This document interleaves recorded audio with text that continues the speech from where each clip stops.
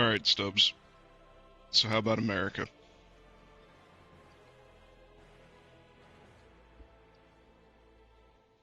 Where do you want me to start? I don't know, you're the one that wanted to talk about America, so... Have at it.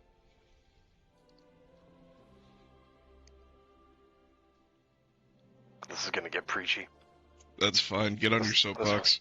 This one's gonna go out to every single shitter I see bitching to their heart's content on the subreddit about the quality of America's gameplay at higher tiers in this game. I'll just tell you right now, your problem is not equipment, or lack thereof, or anything hitherto related. It is your fucking players. The allies in this game have quite possibly the highest concentration of absolute shitter casuals I have ever seen in this fucking game.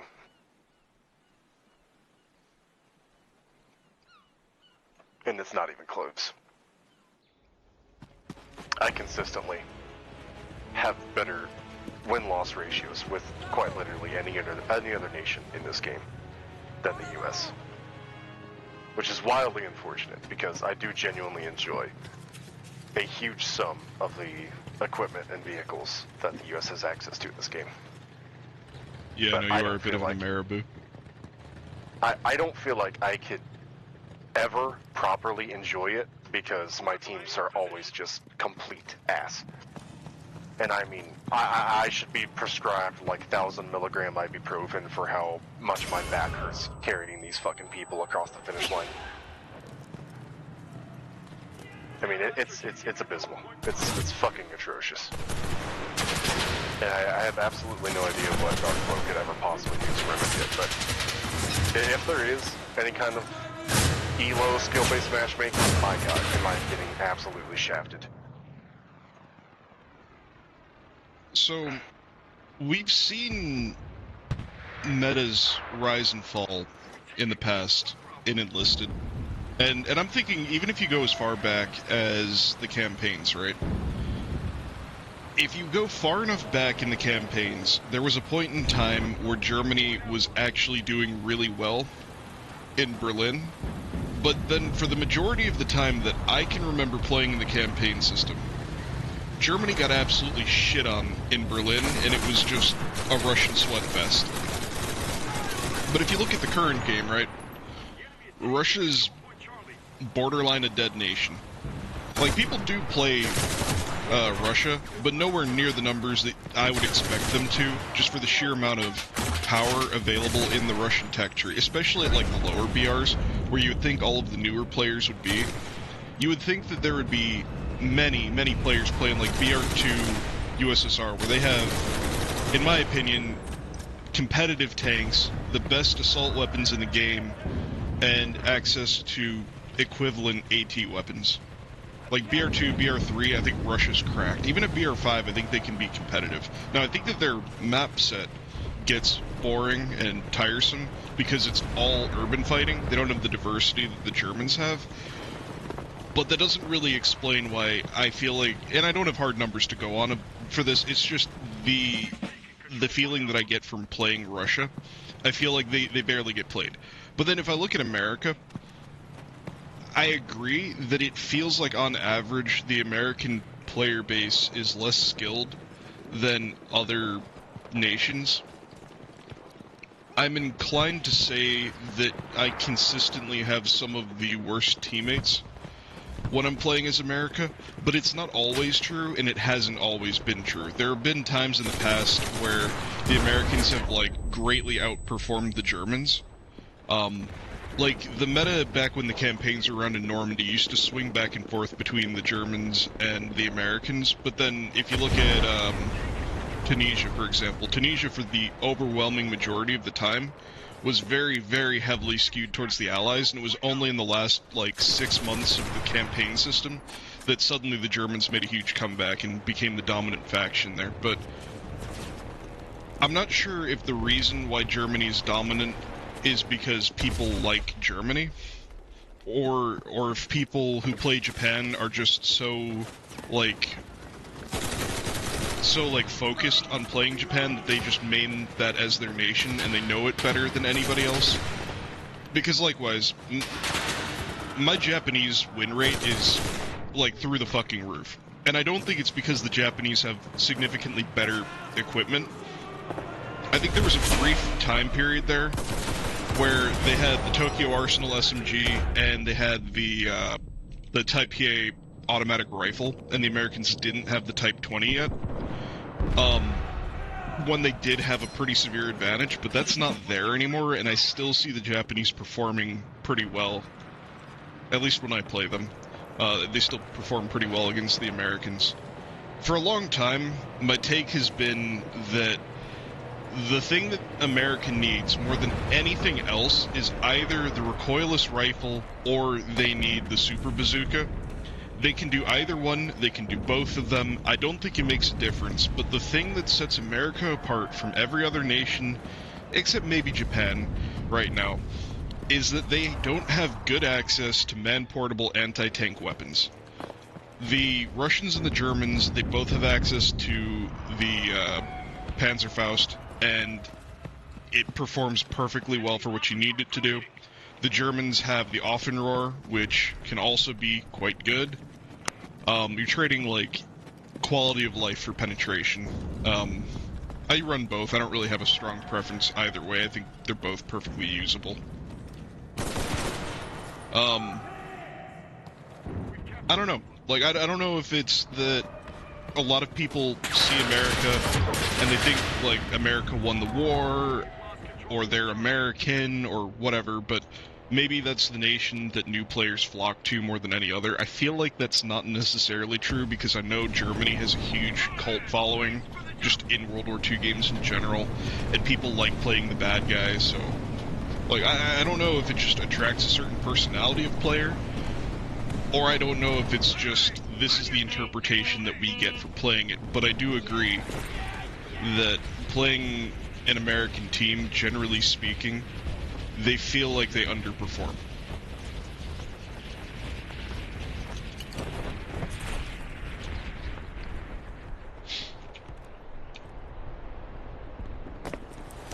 If I had to lay my bets on a cause, I would say that the Allies faction just acts as a catch-all for new players. Mainly because of... I'm sure if you took a look at, like, global player counts, a majority of players in this game are, you know, from the West. So, I mean, obviously that would just make sense. But... that wouldn't explain its persistence into the higher tiers, because I feel like it is extremely consistent throughout all the tiers that the U.S. just has very subpar players. Yeah. Well, and it's, like I said before, it's kind of strange coming from, like, Tunisia, for example, where, generally speaking, the Allies were hyper-dominant there, and most of what made them dominant in Tunisia, they still have access to in, like, BR2 and 3. And, to be fair, I would have to go back and I would have to actually look at what the research order was back in the campaigns, because maybe the whole crux of why America performed better in Tunisia was because they had earlier power spikes and people just didn't want to play the Axis long enough to get to the power spikes for the Axis. Like, that's a real possibility. Well, the Panzer IV-G was like one of the last unlocks in the Tunisia tree, and that was one of the few tanks that could compete with the Grant and the Sherman II in Tunisia, and those things were just... It seems like those things were littered everywhere. Yeah, and but if there was one of those in the game and you didn't have anything to counter it, I mean, it was just a roll. Yeah, but you did get access to the Ju-87 with the 1,000-kilo bomb at around the same time as the Americans got the, or I guess it's a 500-kilo bomb, at the same time as the Americans got the 1,000-pound bomb. And yeah, you could sit there and lock down... when it comes to aircraft. Like, it's not reliable enough for most players for them to actually be effective with it as a weapon. Yeah, but it's such a big fucking bomb that you can just drop it in the enemy's general area and you usually kill them. You'd be surprised how bad people are at that. Okay, but how many P-47 players have you come across in this game that just wipe the floor with every tank that spawns? Like, I don't think that it's that big of a buy-in. It depends. I hate this cave, by the way. I can't see shit in here. The only reason I didn't back out is because we were doing commentary over it, so otherwise I would have been gone. Oh yeah, I We believe. can rant about Conquest staying in this game, but them taking out train escort and holding time, that's going to require, you know, a good 30 minute video by itself. I mean, are you happy with moving on from the Americans? I mean, Or do you have more? hold on, I'm trying to figure out why my squad is stuck in a creek bed 100 yards away from me. Anyway, yeah, I suppose if you have another. Alright, so, I mean, we can just carry straight on into Conquest and the train game mode then, since you brought it up. So I understand that a lot of people did not like the train game mode. And to be fair, I can kind of see why. Like, it did feel very arcadey, and I don't know, there were aspects of it that I guess could be kind of annoying. I know that I'm not the majority here, but I actually like the train game mode. It had its times. It would have been a much more enjoyable game mode if, like I said, the defenders were able to push the train back and it acted much more like a tug of war. But, most of the time, like a solid 70% of the time that we ever played that game mode, it was a stomp in either direction. That's true. Either they just made no progress or they just pushed it all the way without ever stopping. But I think it's also a game mode that, at least me personally, I feel like I was more invested in it than, I don't know what the fucking game mode's called, but you know the back and forth game mode that we still have? Oh, Confrontation. Yeah, Confrontation. So, I'm completely checked out of Confrontation because it does not matter how good your team plays. You can just get fucked over by like a random capture. Like, you can capture, let's say, 6 bases, and your team can still end up losing to a team that only captured like 2, because the team that captured 2 didn't like spend as many lives capturing bases. And I don't know, it's just, I feel like the implementation of that game mode is really bad, because in general, in my experience with that game mode, it favors you to not capture the first objective. Like, my best experience with that game mode is you give the first objective, and then you hold them on the second one, and you keep holding them on the second one, and as long as you never lose that objective, and you don't waste a bunch of lives trying to retake the middle objective, you usually end up winning because they just burn lives pushing into you, into, like, controlled territory. And it just doesn't feel good playing that way. Like, I feel like either they should have taken it and treated it like war in, like, COD World at War, where the game just goes until one side controls all of the flags, or it should have been based off of total number of captures. But having a ticket system and the shit that they have, I just, no. I cannot stand that game mode. So it's two competing win conditions, and I don't understand why they think it works. Like, I don't feel like it's ethical to have the team who's been on the back foot their entire fucking game win. Like, if you spent the entire game only recapturing your first 2 objectives, but you just happen to save more tickets than the enemy team who's been pushing you back the entire time, I don't feel like you should win. well, and Like, that just doesn't make sense in any kind of context. just to bring, like, real world, like, war science into it, the defender almost always loses less people than the attacker. Like, even in the real world. That's why they have, like, what is it, like a 3-to-1 ratio for a guaranteed attack or whatever? Yeah. But it's because you're guaranteed to take casualties as an attacker, and you can really mitigate casualties as a defender, and if you play it that way... Anyway, I just don't like the game mode, but rounding it back to the train game mode, I was much more invested in the train game mode, and I think it's because it was a more, I don't know, practical objective than that.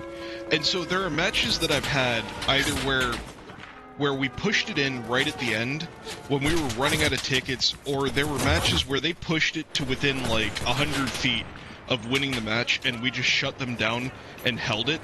And all of those situations just felt so much more, I don't know, rewarding or like worthwhile than any time I've ever played Confrontation.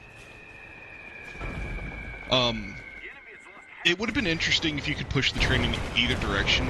I feel like that still would have been more arcadey than what I would have liked. But I also acknowledge that, because I was thinking about this the other day when we were talking about the train game mode, I don't think there's any good way to implement a train game mode, because realistically the train shouldn't stop. The train should just keep going, and the other team should literally have to destroy the train.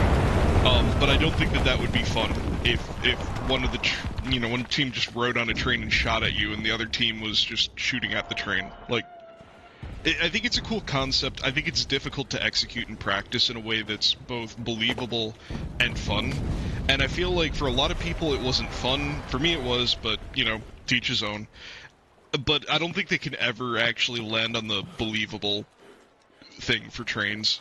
But going on the idea of a proper back-and-forth game mode, I know I've floated the idea to you before of having a counterattack mechanic in the normal like battle mode, and Invasion. Yeah, in Invasion. Again, I don't know what the game modes are called. I just fucking shoot people. All right. I'm a simple guy. I don't know. Bang. But generally speaking, and it's not a perfect concept. It's not something I've put like tons of thought into. I'm not like the one making the game, so it's not really my job to do so. But generally speaking, the way the concept goes is, let's say we're the attackers. We take the objective. Now the defenders have an opportunity to retake the objective we just took. So basically what would happen is the attackers' tickets would freeze. They would act as if they're the defenders, and the defenders would have like 3 minutes and like 150 tickets, and they'd be able to launch like a counterattack to try to push them back. And if they fail, then the other team gets pushed back.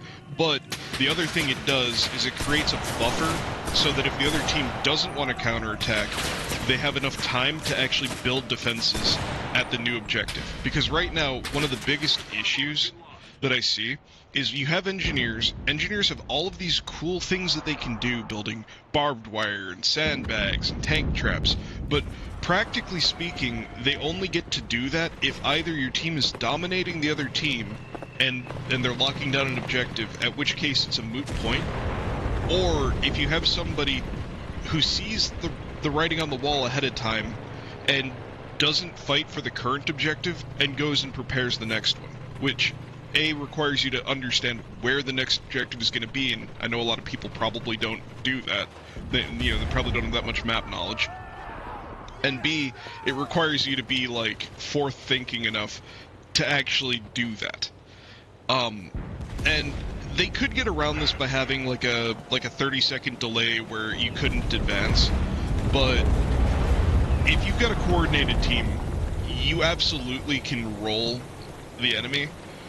Like, if, for example, we've had, like, a 4-man before. If you get a 4-man with paratroopers, and you rotate your paratroopers, so, like, we take an objective, you and I drop on the next one, then, we take that objective, and then our other two drop on the third objective, like, you can just blitz through objectives, and, like, you can stop that if you've got a skilled team, but the majority of, like, random teams can't deal with that kind of pressure, and they don't react that fast. Like, most teams, when an objective falls, most of the time they're sitting there fighting on the objective that was taken, and like, I'm sure you've seen this because you complain about this a lot when we play, but the next objective will be half taken before the gray zone closes in and forces people out.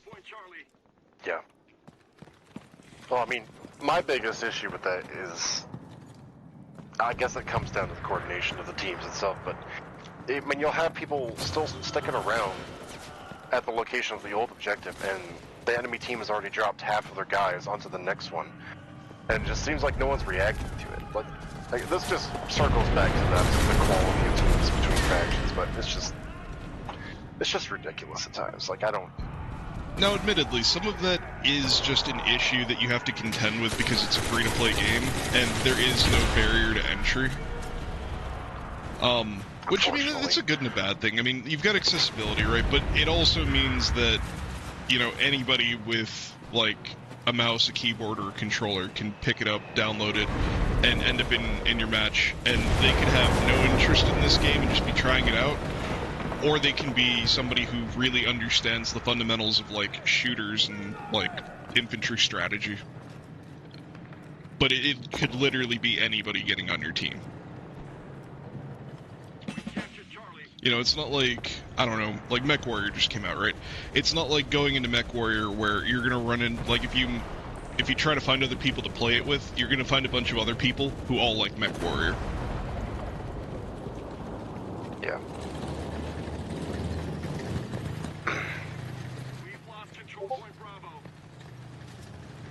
I think it just comes down to intrinsic issues that affect the game just based on what it is.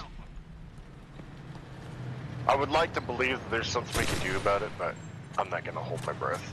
No, it like, just comes down to... realistically, I think that there are very few things that can be done about it. Like, we're trying to play a game that appeals to as many people as it can, which, to be honest, is a good thing. It gets more people playing the game, and it makes the game bigger, and I like this game, and I would like it to be bigger. It just also means that there are certain drawbacks, but the other thing is you would think that that would be predominantly a low BR thing, but it's not. Yeah. I think that's the part where, dude, I really cannot see in these caves. That one cave at, like, C, I'm, like, blind going in there. Not go back there anymore.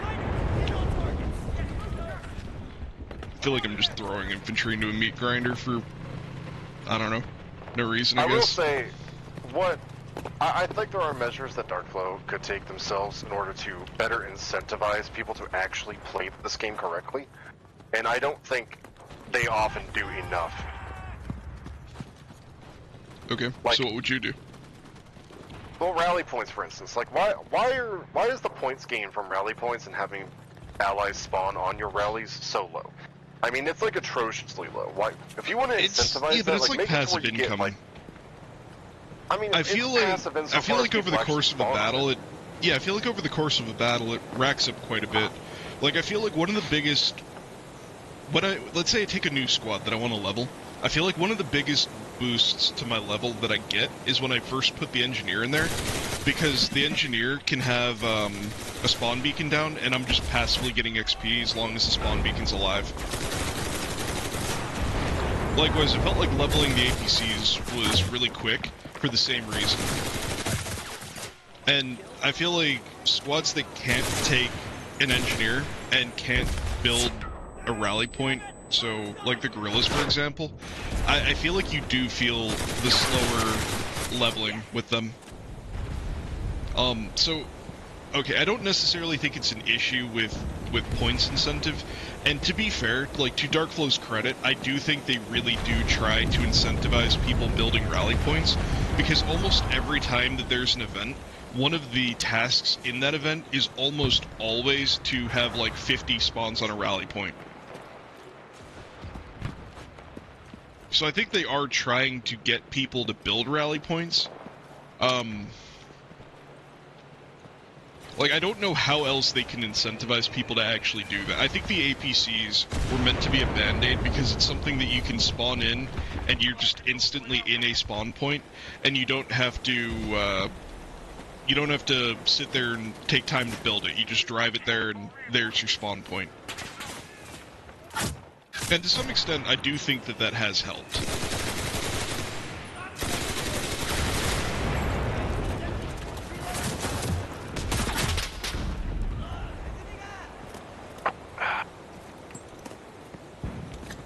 Yeah, I suppose that guy had 2 grenades. I'm so not used to having grenade bags that when I actually do have 2 grenades on a guy, I end up being all, like, surprised by it. Yeah, I can't bring myself to become a grenade spammer. Attention! Get ready to do. So I've mentioned before, it was actually like one of my first videos, I think like last year, that I think they should change grenade bags to make it so you have to use different types of grenades in it. Because I like the idea of carrying like a smoke grenade and an explosive pack. I just don't like the idea of somebody running around with like 3 frags or, I don't know, 3 impacts.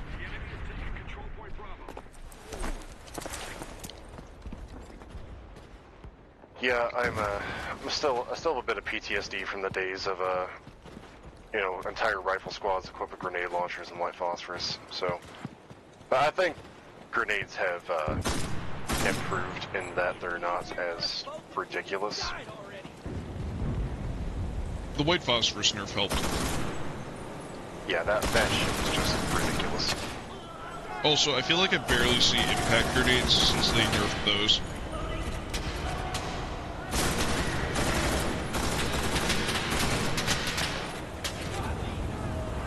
Admittedly, I never tested the pre-nerf impact grenades. By the time that I actually did my like grenade peak degeneracy, it was after the impact grenade nerf.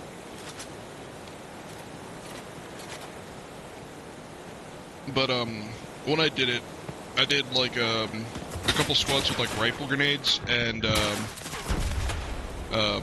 impact grenades. Which, admittedly, was the conclusion that I basically came to was it was a lot less effective than I thought it was going to be. But I felt like the barrier to entry to do it was a lot lower. So basically, I felt like on average I could get more kills using an assault squad or like a machine gun team. The exception was I felt like if you were running bot programs, that you would see more consistent results, or like if you were like a particularly like low-skilled player, you'd probably see better results with the impact grenades and the rifle grenades, just because they're easier to use.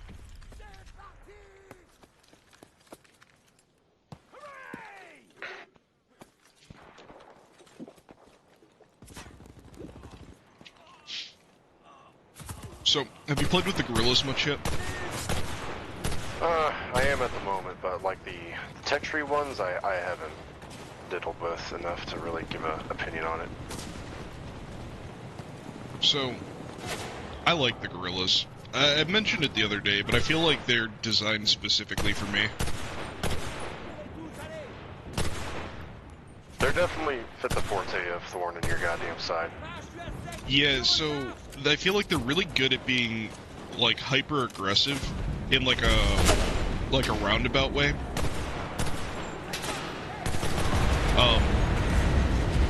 They do have real limitations though. Like the lack of any sort of specialist really does hamper them more than like I initially thought it would.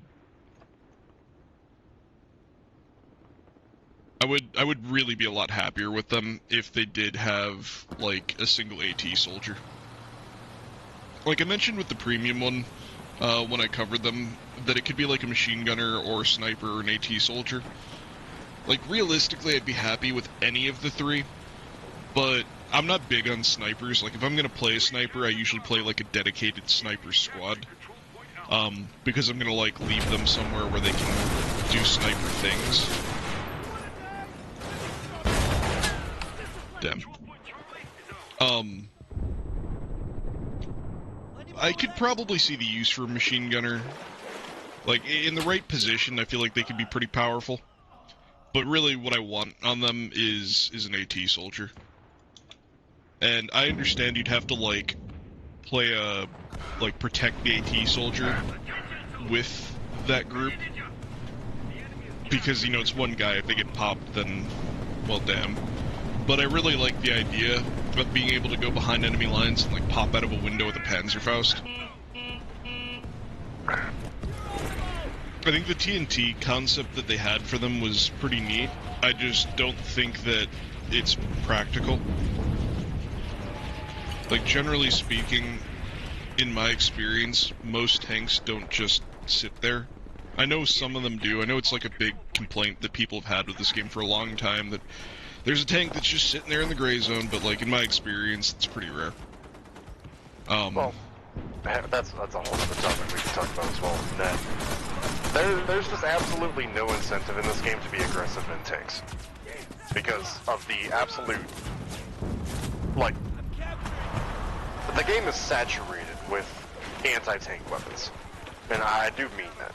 Like, oh yeah, I agree. Every rifleman is an anti-tank TNT soldier. packs, TNT packs, the variety of, you know, the disposable launchers and shit, like, it's very difficult for tanks to survive in any kind of, like, frontline situation.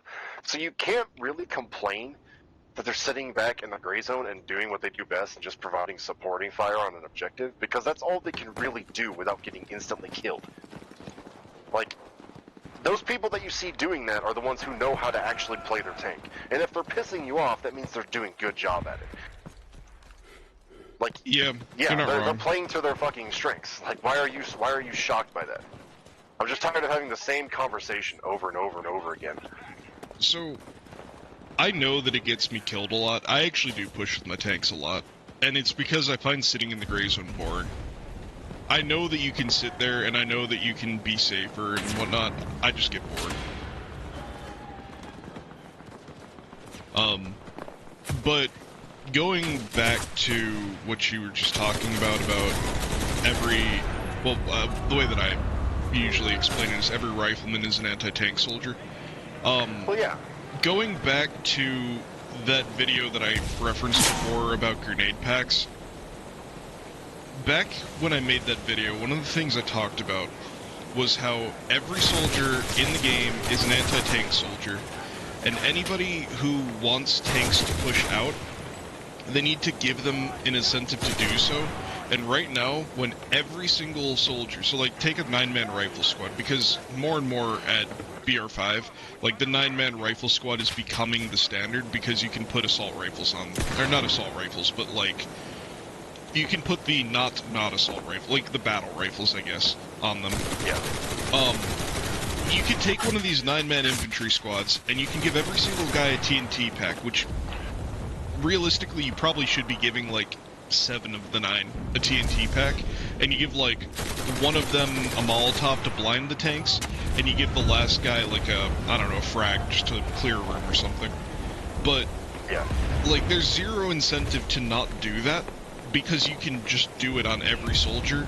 And even if you need to use explosive packs to kill infantry, it's something that you're more than capable of doing. Like, they may not have the same, like, frag pattern, they might not kill everything that you throw them at, but, like, if you throw them into a room of, like, 5 dudes, you'll probably kill 3 of the dudes. So it's not a bad option. I can't believe we just won that, honestly. If they want to incentivize people to take tanks and push them forward, the first thing they need to do is make it so those explosive packs you can throw can only go on AT soldiers, and at the time I recommended that they add a Grenadier class, and limit it to those 2. And so my take was, you put in a Grenadier class. The Grenadier can take, like, he comes with a grenade bag, he can take rifle grenades. He's the only guy in your squad that can take rifle grenades, so you wouldn't be able to put him on everybody. And then he could take the AT grenades, and the AT guy could take the AT grenades. And then you would actually see tanks pushing. And the thing is, it's not like there isn't accessibility for AT soldiers right now. You can put them in almost every squad, and they have dedicated squads. And if you really hate vehicles that much, then you can sit there and you can take 3 AT squads. And you can make sure that you have all of the AT firepower that you could ever want. So it's not an issue of there being too little accessibility to AT weapons if they made that change. So I don't know why they haven't ever looked at making that change. And maybe they have looked at it internally. Like, I don't actually sit here and talk to people at Darkflow, so I have no idea what they've internally thought of or tested or whatever.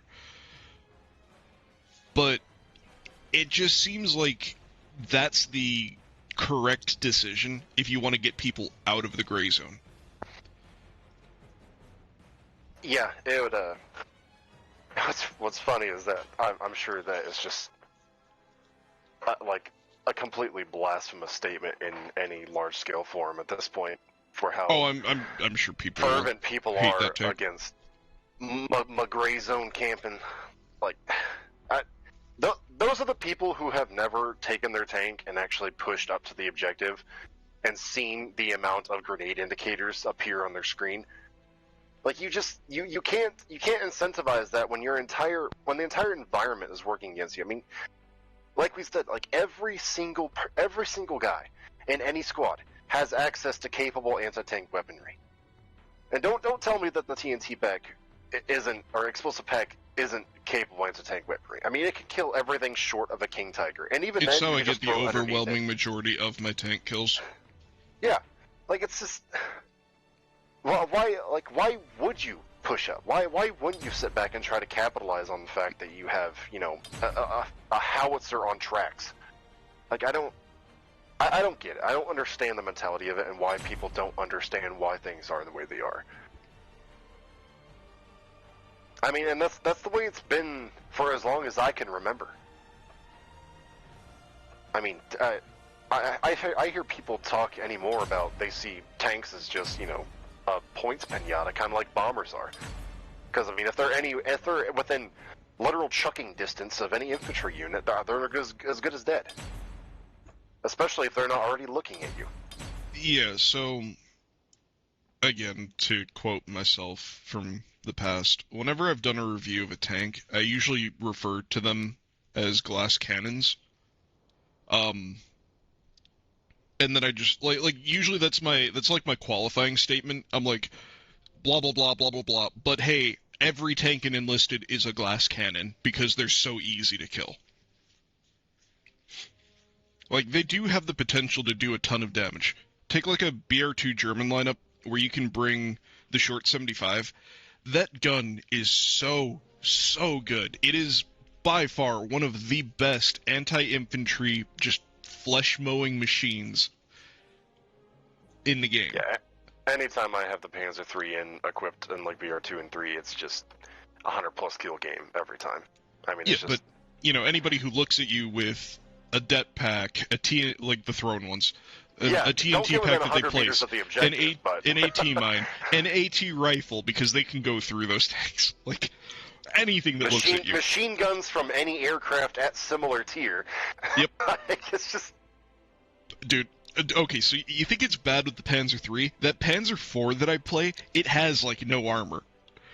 Like, I'm pretty sure 50 cals can go through it. They can, because I regularly strafe them with my P-38. That's how I get most of my Panzer kills, just strafing the engine deck and watching them burn to death. It's so hilarious to me, the kind of, what's the word I'm looking for here? Like, the grandiose image tanks have built for themselves in this game, and yet no one seems to have an actual problem killing them when they get close to them.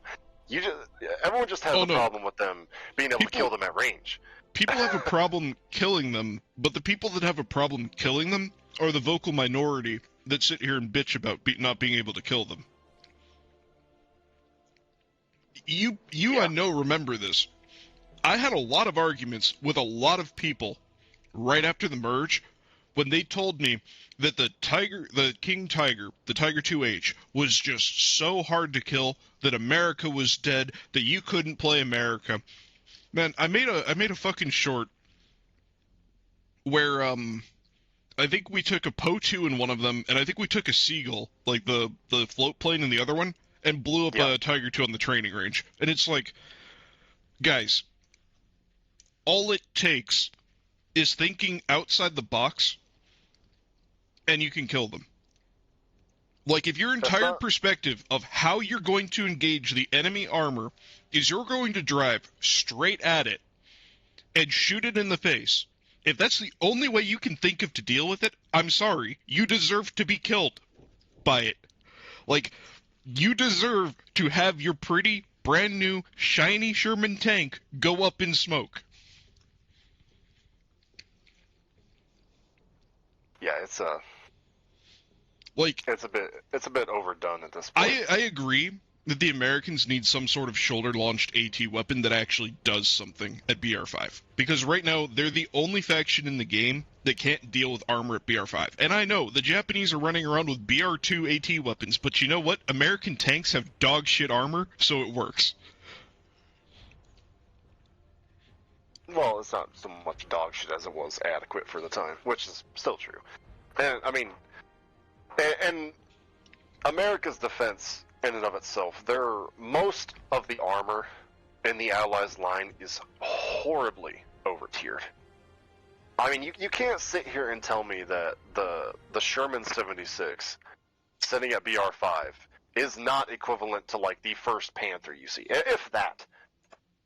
And not to mention every single tank destroyer being at least one BR higher than it probably should be. Like, there's no reason That's the M10 another discussion we can get into. There's a ton of stuff that's still over BR, but specifically here, I agree. All of the, like, Tier 5 American tanks, except for the Pershing, should be Tier 4. Every one of them. Yeah.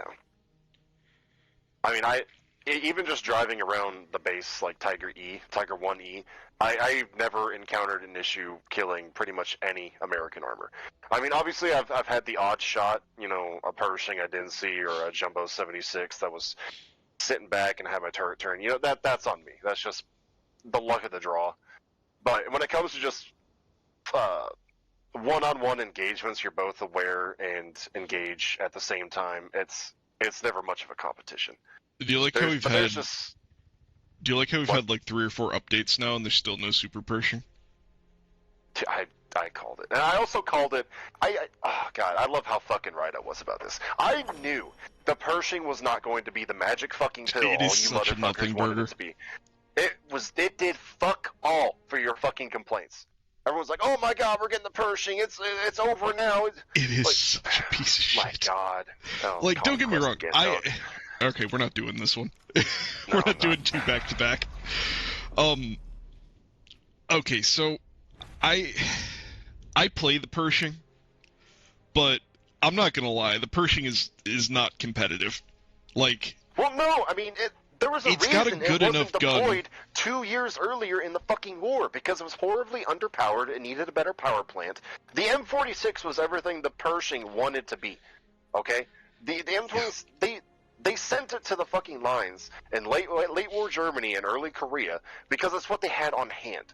And they didn't have the time to retrofit everything up to the M46 standards, which became standard not but a few short years after that. The M26 was never meant to be a quote-unquote heavy tank because the entire concept at the time was on the downhill slope. It wasn't but 2 generations after the Pershing that we got main battle tanks. Because that's what the entire lineage was heading towards. So, like, it was never going to be the magic pill that all these motherfuckers wanted it to be. I don't actually think that the armor is the problem with the Pershing. It would be great if the Pershing had the kind of armor that allowed it to sit there and trade, but it doesn't. The problem that the Pershing has is that not only is the armor completely worthless against everything at its BR, the problem is that the engine on it also came out of a Sherman. Yeah. It was horrifically underpowered. Like, and if it had mobility, ordnance board noted that. Its gun is great. If it had the mobility to, like, pop out on rough terrain, shoot something, and then run away, it would be fine. But it can't do that because the engine sucks ass. If they wanted to give the U.S. an incredibly effective anti-tank platform at BR4 and 5, they should have given them the Jackson. An upgraded M10 chassis with the fucking 90mm gun and HVAP, it would have made Swiss cheese of absolutely anything. It would have had the mobility to boot. It would have been completely fine. It would have been more than adequate to deal with most of the threats you would see at BR4. I mean, even the Tiger 2s, you can go through the fucking turret cheeks up to like 500 yards. There's not an engagement range in this game that extends that far. It's just... It's design choices as well as player attitudes that combine to aggravate the shit out of me. Because you guys aren't playing the vehicles the way you're supposed to, and Darkflow is also not tiering them the way that they should be. The argument that I always got from people when I pointed out that you could take, like, a BR2 Dauntless with its 1,000-pound bomb and delete any tank you saw, the argument I always got from people was that they didn't want to play planes, that they wanted to play tanks. My counterpoint to that was, was, look, if you want to play tanks and you don't want to play planes, that's fine. That's your choice. But then you also can't come and bitch to me that you're getting your ass kicked because you made a choice, like a conscious choice, to not solve the problem when you have tools to solve the problem. We boiled it down to what the issue was in that Reddit thread not but like a year ago, and that people's one and only complaint is that they cannot kill the Tiger II from the front at a reasonable distance with an American tank at BR5. That is the most specific I could possibly get with people's issue. Because you could kill it with pretty much anything else. You proved it. Pretty much any plane in the American lineup can kill that thing with a sizable enough bomb. And even the smallest one. I mean, hell, you killed it with a buffalo, a fucking seagull. 100-pound bomb can kill that damn thing. Well, and TNT anytime you get the charges. side of it, you can also kill it with just about anything. People Not literally only anything, fucking but problem. like, you can kill it with a lot of things that the Americans have from the side. Most of the shit Americans have, you can kill it. Although that does get back to the gray zone argument. Yeah, where it's just a horseshoe theory at this point. Admittedly, if they were incentivized to push out more, you probably would be able to shoot them in the side more. To be fair, like, we have the guerrillas now, which is nice. It lets you go into the gray zone. But to be honest, going like back before the guerrillas were here, and this may be my hottest take that people probably will not like, I don't think the gray zone should exist at all. I don't think it's needed.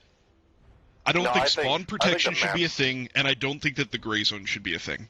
Like, this is my hottest take. The maps as a whole are horribly compressed. I think that spawn protection is a bad game mechanic in almost every game that I've ever encountered it in. And it really comes down to this, right? If your team cannot defend their spawn, your team has lost go next.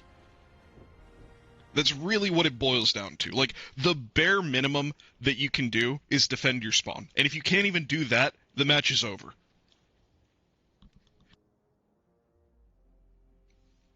No, I think it's fair. Yeah, but I know people are gonna hear that and people are gonna sit there and be like, "Oh my god, what the fuck is this retard talking about?" Yeah, guys, I know I'm retarded, but it's also the correct take. I can hear the keyboards now. But unfortunately, this is a game that heavily incentivizes positioning and forward thinking. And the people who do take advantage of that and put themselves in advantageous positions to murder your fucking dudes before you even have a chance to react, they've already fucking won. They have done what they're supposed to do. They are playing the game how it incentivizes them. But, this is probably the point where we bring up. This is the point where we bring up my favorite thing of putting AP mines and spawn points. I mean, if it's a tool that exists and it's a very effective way to counter something, so I mean, you want to bitch, go bitch to Darkflow about it. This literally goes back to the same thing I was just talking about spawn points, right? The bare minimum that you can do as a player is defend your spawns, right? Like, you take a risk by creating a forward spawn point.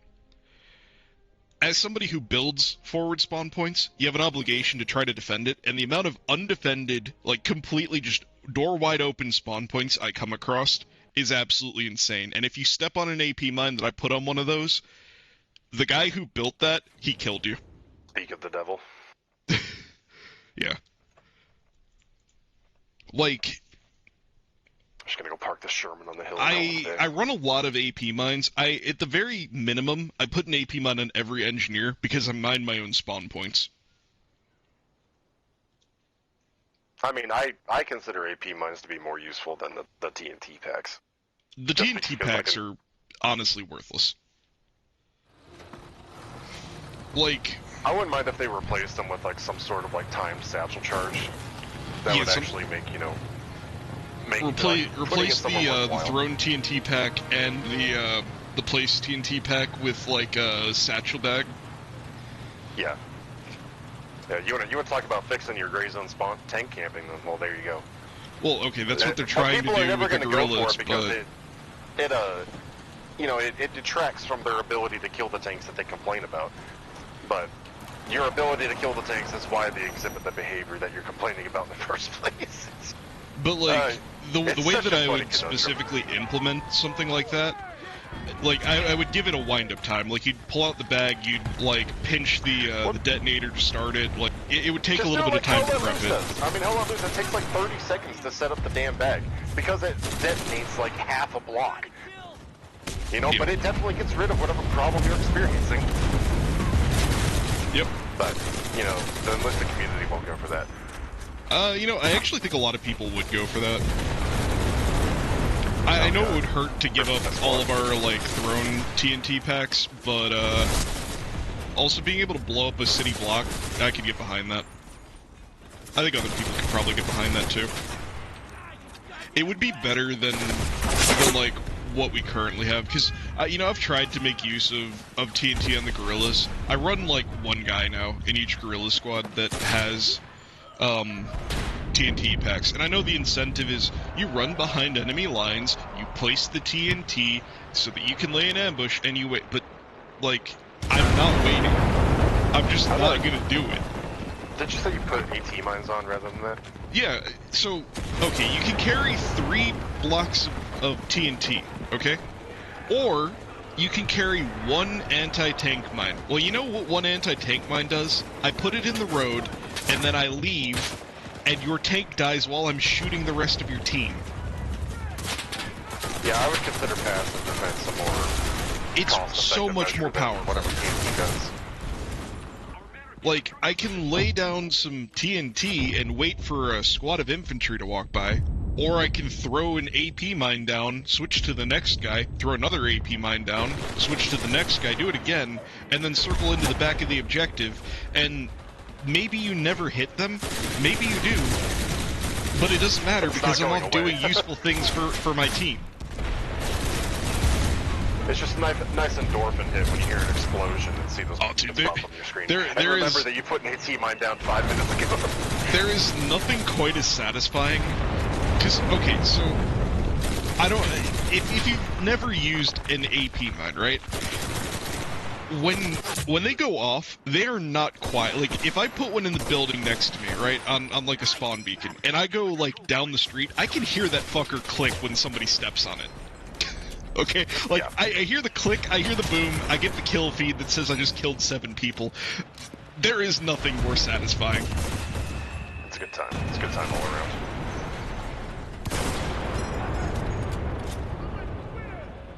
Speaking of spawn beacons. Mind you, this is like a BR3 lineup, so I actually don't have AP mines on everybody. You saved that for the sweat fest at BR5. Oh, man, okay, so I told you the other day I made a BR1 lineup because I wanted to go fuck around at BR1. I actually want to make a video out of this. But basically, fuck. At BR1, I was like, oh, you know, I'll go make kind of like fun lineups, right? Dude, I ran into some of the sweatiest motherfuckers I have ever seen in this game. At BR1? At BR1! That's I mean, hilarious. I think a lot of them were running BR2 stuff, but like, alright, my first game that I played, it was pretty fine, you know, it was whatever. Pretty average game, can't really complain. My second game, my god, dude. Dudes that were like, staring at the sky, AP mines everywhere, fucking impact grenades left, right, and center, just like, it was a fucking nightmare. Coming down the road. Mind you, my BR1 lineup has, like, the Machado, Italian Marines. It's got, like, the Volksturm with the labels. Oh my god, they kill so many guys. I think I told you, I very briefly tried to run an engineer squad with nothing but Luftwaffe drillings, but it performed so badly that I swapped them all out for the Czech rifles. Yeah, that has to be the most disappointing guns in this game. Like, I can do it as America, because when you play America, you get, like... So the Ithaca's kind of shit, to be honest. It's only, like, a 4-shot shotgun. Yeah. But the Winchester's, like, 6 or 7, and that's pretty respectable. But the problem is, when you only have 2 shots, or like, even worse yet, when you have 2 shotgun shots and they still don't give you the rifle shot on the drilling, it's a problem. I feel like the drilling could probably be a halfway decent weapon if you got that rifle shot.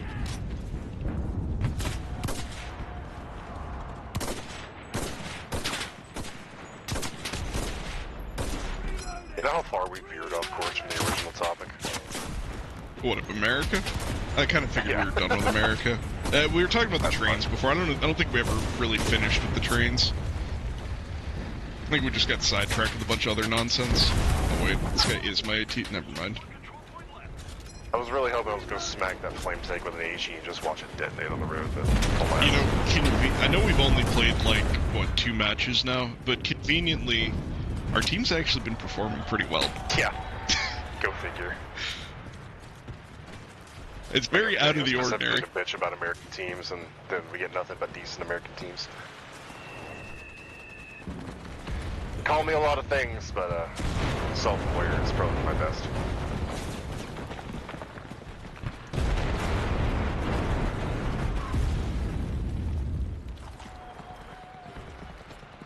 Going back to, I think that's our artillery. Going back to the topic of things that are over BR'd, I've been meaning to make a comment on this again, but like, when are we going to get over the drum mag tax?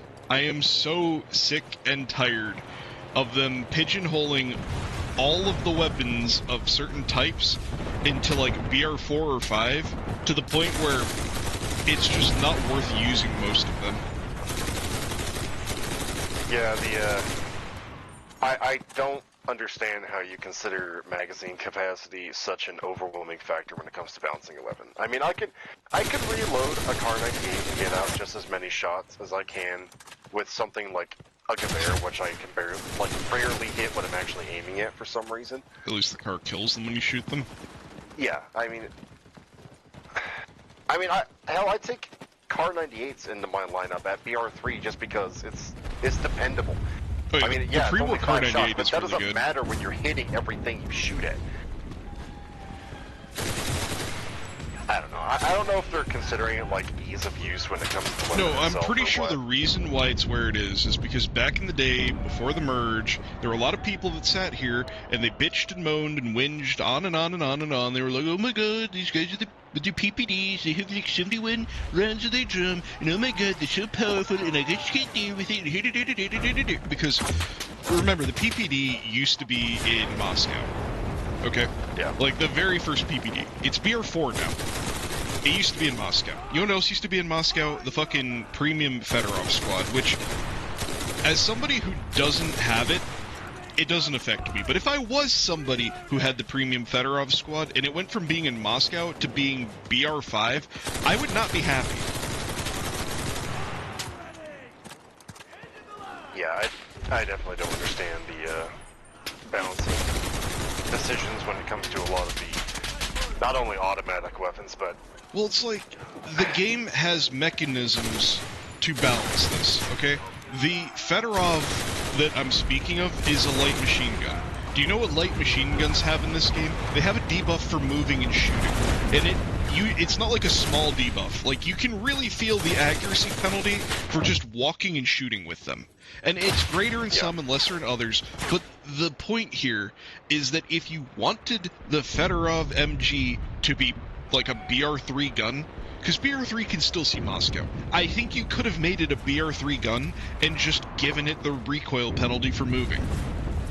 Like, that's all you had to do. I definitely miss a lot of the thematicism that came with the campaigns. Yeah, me too. You know, everything felt like it belonged there. Now it feels very disjointed, is the best way I can put it. Yeah. Like, the chief complaints for me when it comes to this topic is that for Russia, all of the drum mag weapons across the board are all BR5 except for the PPD.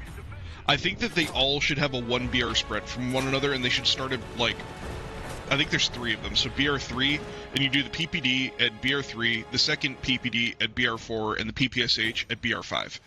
Because I think the PPSH is an acceptable competitor to the AS and the Fedorov, and it's like a different flavor of BR5. So there's still reasons to take it.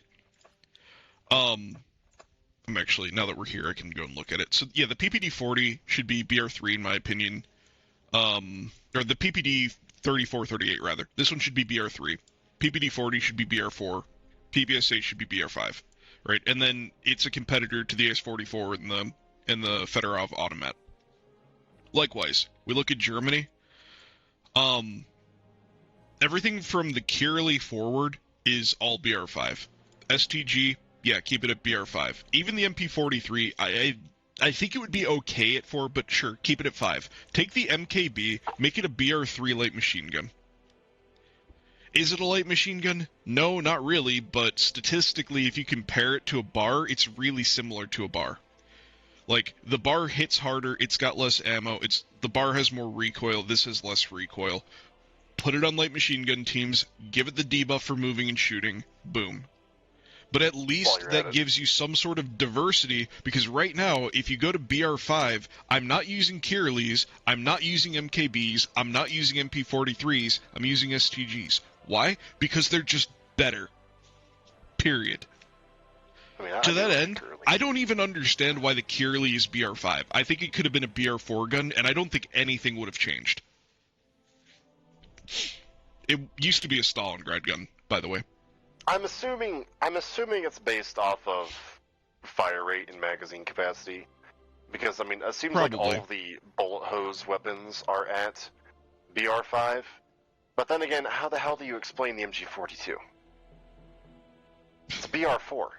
Yeah, I don't know. I mean, granted, you go through the magazine in half a second, but I can promise you at least a couple squads are going with me. Even looking at America, we just talked about this like yesterday. The first bar should be like BR2. And actually, when it comes to light machine guns in general, starting them at BR2 is a mistake. The first machine gun should all be BR1. There's no reason for them not to be. It's not a balance issue. Like it's not an issue. The first machine guns in this game, except for like maybe the Vickers, are so bad that like the Madsen, for example, I would rather not take machine guns than take a Madsen. Yeah, they're all pretty rough. Yeah, they should have started at BR1. Like, you have SMGs at BR1, you have AT rifles at BR1, you have tanks at BR1, but you don't have machine guns at BR1? Like, why? And considering most of the machine guns that low in the tier were literally World War I weapons, like, yeah. I don't understand, like, especially, I have a real big bone to pick with the very first BAR, because, my god, that thing, the best it use definitely for it is what it was meant to be. It's hip fire. It's hip fire trench clearing, automatic rifle. Okay, it is not a light machine gun. It is not a squad support weapon. It is horribly inaccurate, and it's just meant to kill things that you kind of pointed at. Because it was made in 1918. Why is it BR3? Why is this on par with the 1918 A2 and A1, which are both significantly more controllable weapons? Do we want to talk about the age of the Fedorov? Rifle. Yeah, let's not. Or the Madsen, for that matter. Like, good God, man.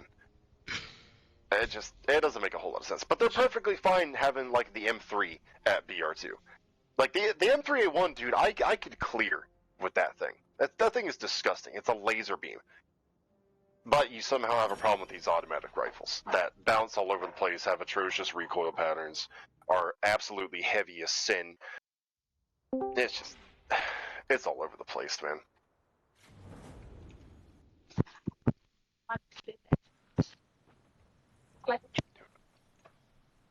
Yep, I agree.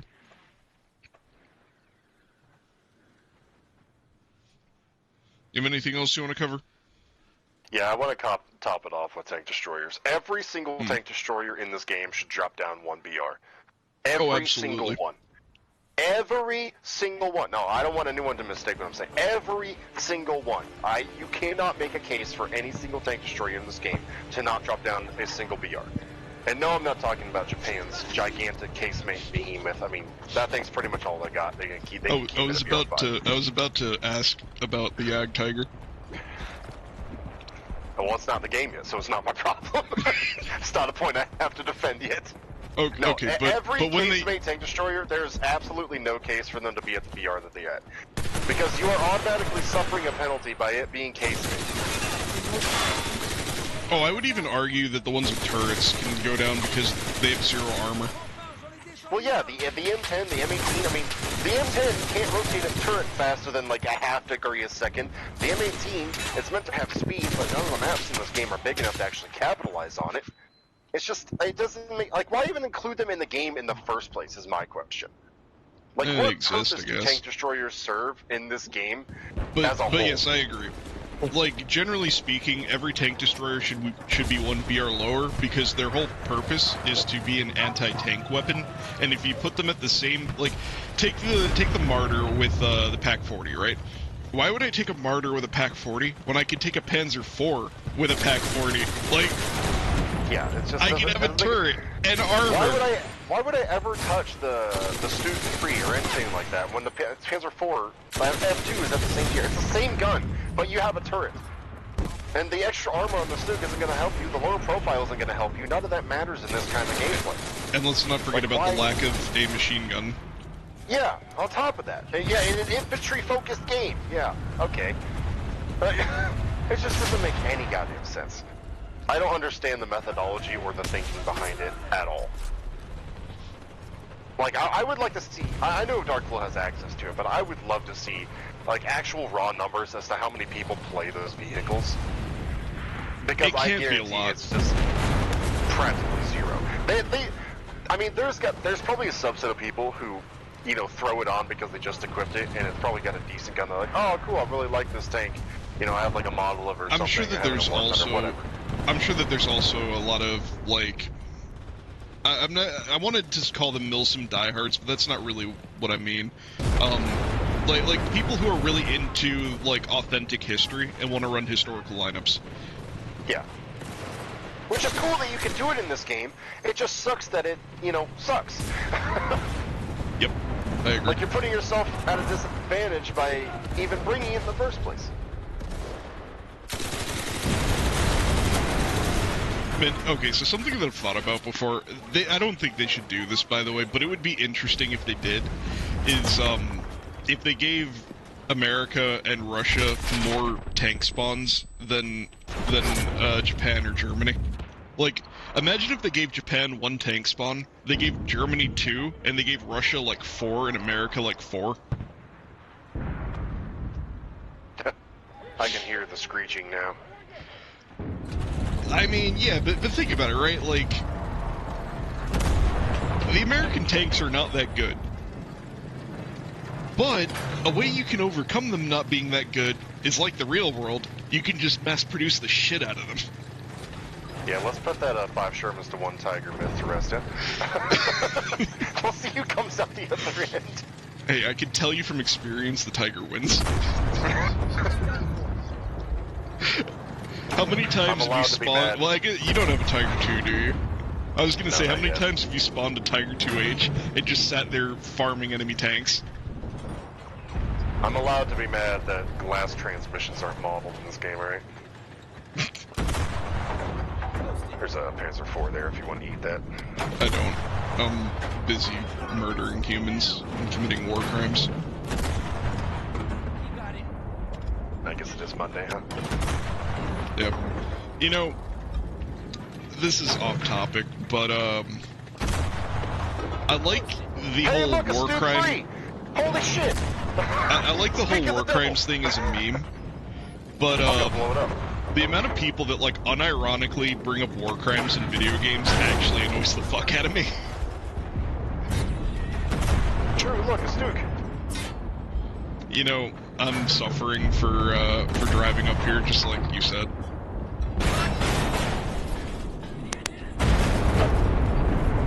You know, honest to God, that is the first time I've seen a Stug 3 get a kill in this game in my entire career. I'm not even lying to you. And Have you ever seen a Stug 4? Or not a Stug 4, Stug 3H? Okay, Or maybe I it will is. actually make a case that the Stu 42 would have a place in this game. Dude, the Has, Stu like, an actual 42 would be assault gun. lit. I'm surprised they I would added. love to have that. I'm surprised they added the flak bus before they added that. Well, we have the Dicker Max, but not the Stu 42. Dude, Like, explain okay, that. unironically, the Dicker Max is like one of the best vehicles in the game. I don't doubt it. When I got it, it was like on sale in the spring, and I got it as like a meme. I was like, oh, you know, this thing looks like it'll be fun. It's got a big fuck off gun. Like, maybe it'll actually surprise me and be good. Because generally speaking, I don't like hull lock tanks in this game. But I was like, hey, you know, maybe it'll be good. Unironically, its armor doesn't look like it's that good, but it holds up surprisingly well. And that 105, because it's like BR3, is a fucking nightmare to go into. Yeah, I would love to actually. I would pay for a Stu 42 at BR3. I think that would actually Yeah, be a so lot of fun. when they came out with the flak bus, at the same time as that, they came out with the KV2, and I feel like the Stu 42 or like the Broom Bear would have been way better counterparts to it.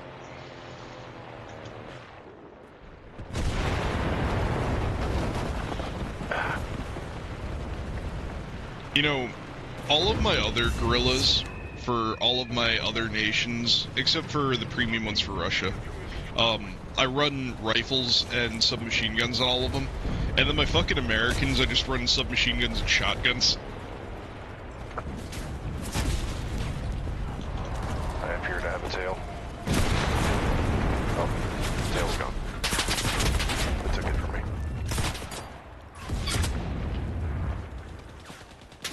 Convinced I'm never gonna level up this. Get this assault pilot squad, dude. Suffering through the Avenger. Dude, I almost ditched that thing off the carrier when I was trying to take off the other game. You have to use the whole deck, and you need flaps. Yeah, but it only has landing flaps. Doesn't matter, you can use landing flaps, just pop them at the end of the deck. The catch is, when you're taking off, the plane, like, just naturally, because of the way it sits, wants to, like, go like, nose up and fly off the deck before you reach the end of the deck. What you have to do is you have to lower the nose so that you stay on the deck and use the whole deck to build up speed, so when you come off the deck, you don't fucking go in the water. Yeah, makes sense. God, dude, the only thing that I am happy about when it comes to those carriers is that I don't have to counter the torque. Let's attack the next position. But yeah, that would be wildly unfortunate.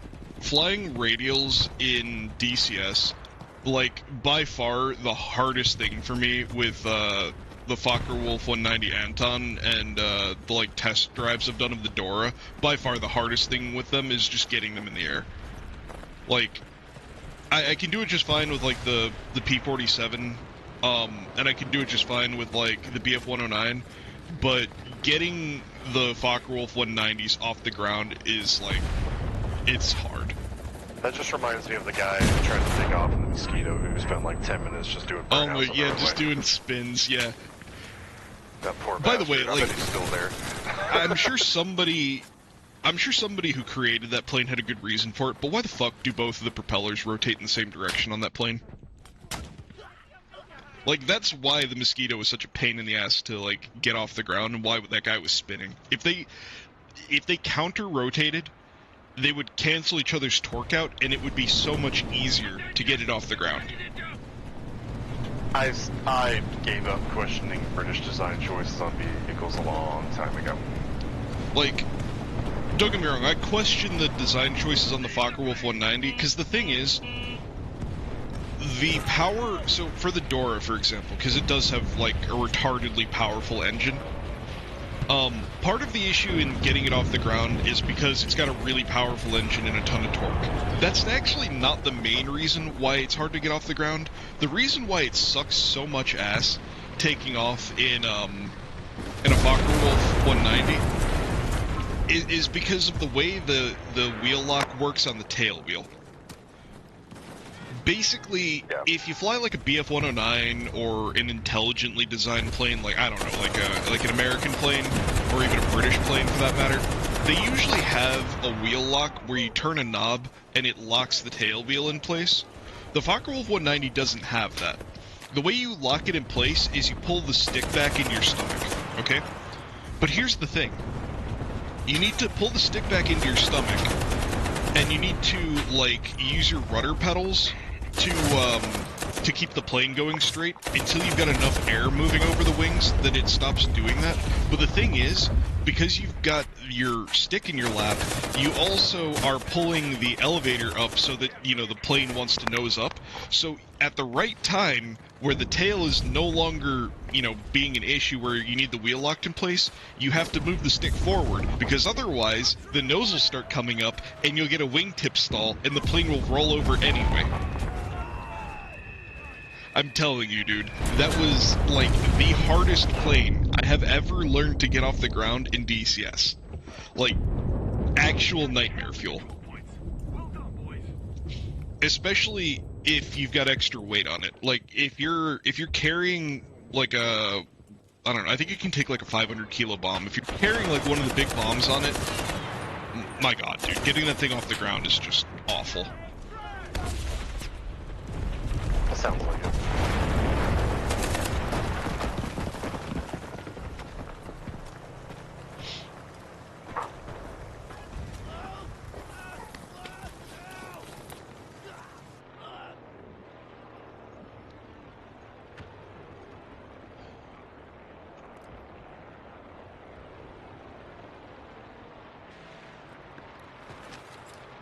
I'm gonna have to come here in a minute to babysit, but yeah. Fair enough. Well, it's been a good chat. We should do this again. Although next time, hopefully we're, like, I don't know, more constructive. I don't want to make every episode of this just us bitching, but, you know, I could go on for a while bitching about Space Marine. Yeah, let's save that, huh? Yeah. Oh, this plane's both on fire. Capturing.